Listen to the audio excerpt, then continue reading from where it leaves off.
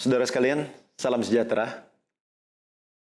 Hari ini kita akan masuk lagi pada modul-modul kita yang berikutnya. Series yang akan kita bahas hari ini adalah Financial Statement Analysis. Dan kita akan masuk pada modul dasar kita adalah spreading.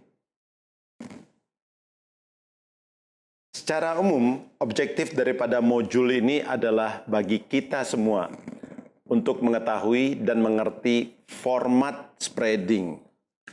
Format yang dipakai oleh bank kita atau perusahaan kita. Yang kedua, kita harus mengerti kegunaan spreading bagi analisa kredit kita. Dan yang penting, agar kita bisa mempersiapkan seluruh informasi yang diperlukan dalam melakukan spreading tersebut. Objektif yang keempat adalah mengerti prinsip-prinsip dasar, pedoman-pedoman dasar dalam kita melakukan spreading. Tentunya spreading bukan hanya memindahkan angka yang diberikan oleh nasabah ke dalam format bank, tetapi perlu diadakan revisi, evaluasi, dan sebagainya. Dan yang terakhir, agar kita mengerti penyesuaian apa saja yang harus kita lakukan dalam memindahkan angka-angka yang diberikan oleh nasabah, baik itu merupakan laporan internal atau mungkin juga laporan dari auditors ke dalam format yang sudah kita siapkan.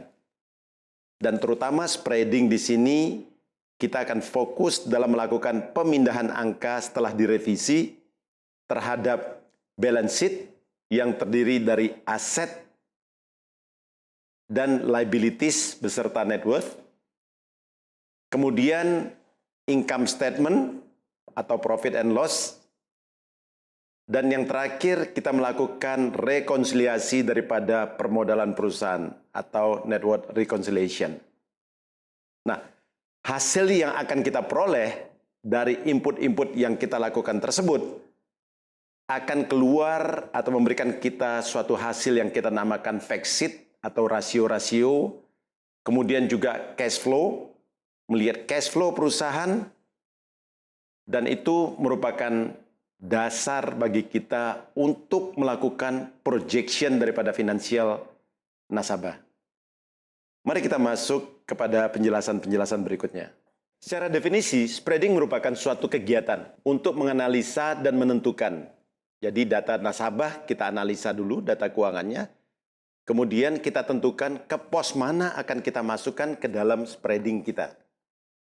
Atas laporan-laporan keuangan yang diberikan nasabah kepada kita. Ke dalam format yang sudah kita tentukan. Adapun tujuan kita melakukan spreading pertama untuk melakukan penyesuaian atas laporan-laporan keuangan yang diberikan kepada bank atau kepada perusahaan berdasarkan prinsip-prinsip yang prudent. Tentunya sesuai dengan kepentingan bank dalam melakukan analisa kredit.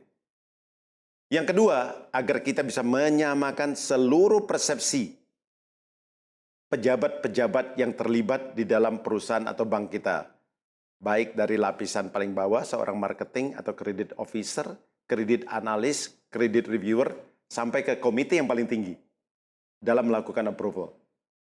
Yang ketiga, tentunya daripada kita melihat suatu laporan keuangan yang cukup tebal, bahkan annual report yang kita lihat bisa mencapai lebih dari 100-200 halaman, dan kita akan membuatnya menjadi lebih simple, hanya menjadi kurang lebih 5 lembar untuk simple spreading, atau kurang lebih 10 lembar untuk corporate spreading, yang menjadi lebih mudah bagi seluruh pejabat untuk melihat angka-angka, rasio, tren, dan sebagainya.